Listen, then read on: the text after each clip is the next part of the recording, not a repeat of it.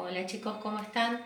Bueno, hoy vamos a tener una clase donde en realidad vamos a recordar un montón de conceptos que vimos el año pasado, que estuvimos trabajándolo durante lo largo del año, pero que nos van a servir para la actividad que yo les voy a mandar después, ¿sí? Es una actividad que igualmente está en el cuadernillo de continuidad pedagógica que mandó el gobierno y donde van a ver un pequeño texto, ¿sí? De un autor argentino donde ustedes van a tener que ver, leerlo profundamente y resolver algunas cuestiones. Pero yo lo que quiero hacer es que refrescarle un poquito la memoria, ¿sí? Para poder organizarnos dentro de este texto y dentro de lo que ustedes tienen que resolver, ¿sí? Vamos a ver algunas cuestiones.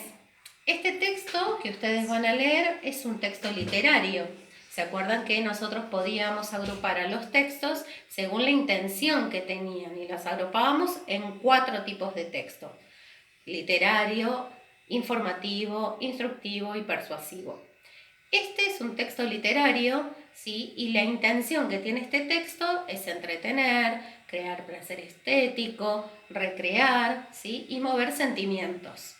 Ahora, para narrar este texto, que narrar era lo mismo que contar, teníamos algunas características. Yo las anoté acá. La narración, ¿sí?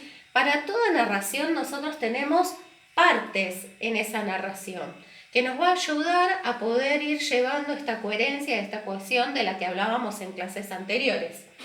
Las partes de la narración son 3. Tenemos una situación inicial, tenemos un conflicto y tenemos una resolución, ¿sí? Así vamos organizando todo nuestro relato.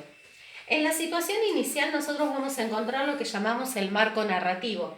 En este marco narrativo nos va a contar el lugar donde suceden los acontecimientos, el tiempo y los personajes, que pueden ser los primarios y los secundarios. Van nombrándose a partir de la situación inicial todos los personajes. En esta situación inicial, una vez que nosotros ya nos acomodamos, nos enmarcamos dentro de ese lugar, ese tiempo y los personajes, se empiezan a desarrollar los conflictos, las cuestiones que tienen que resolver los personajes, sobre todo el personaje principal, para poder desarrollarse. Termina con una resolución. ¿Se acuerdan que nosotros decíamos que la resolución podía ser positiva o negativa para esa situación, para ese conflicto que se le presentaba al protagonista?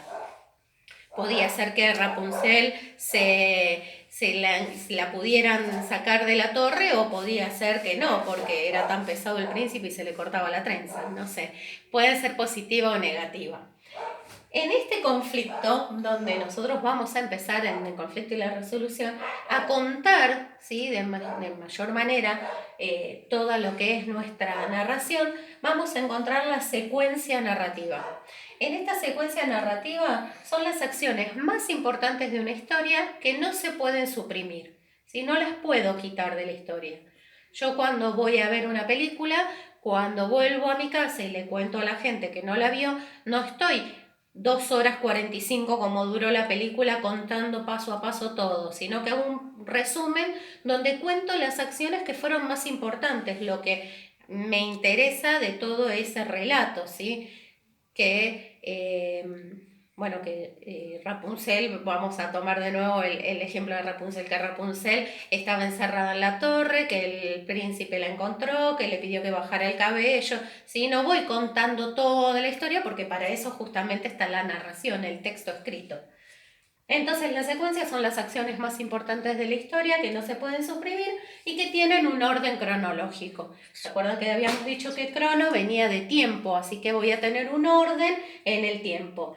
Y tienen causa y efecto, ¿sí? Todas las acciones son a causa de una acción anterior, ¿sí? Y son consecuencia de otra. Por ejemplo, porque Rapunzel estaba encerrada en el castillo, el príncipe la fue a rescatar. El príncipe la fue a rescatar porque estaba encerrada en el castillo, ¿sí? Causa y consecuencia, hay causa y efecto de cada una de esas acciones. Las puedo ir entrelazando a lo largo del tiempo, tanto para adelante como para atrás. Y después vamos a recordar también que nosotros el año pasado vimos 3 tipos de narradores. El narrador protagonista, el narrador es aquella persona que está contando la historia, que no es lo mismo que el autor, ¿sí? El autor es una persona física que piensa y crea la historia. El narrador puede ser ficticio, puede ser inventado por el autor y está contando la historia. Ustedes van a tener que prestar atención porque ahí en la tarea les pregunta también quién es el narrador de esta historia que ustedes van a leer después. Tenemos un narrador protagonista, ¿sí? Que es el que está viviendo los hechos y los va contando en primera persona. Un narrador testigo, ¿sí? Que puede ver lo que está pasando y lo cuenta. Si yo vi que chocó este auto, entonces pasó tal cosa, pero lo ve desde afuera.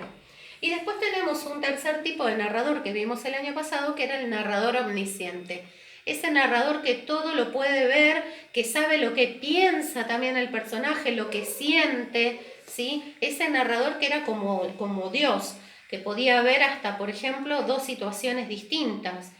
Un narrador protagonista no puede saber lo que está pasando en una habitación y lo que está pasando en la otra, porque está ahí presente. Entonces ve solamente lo que pasa en esa habitación.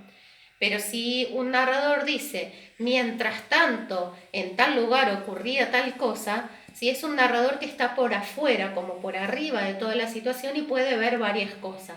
Hasta puede saber también lo que piensa el personaje.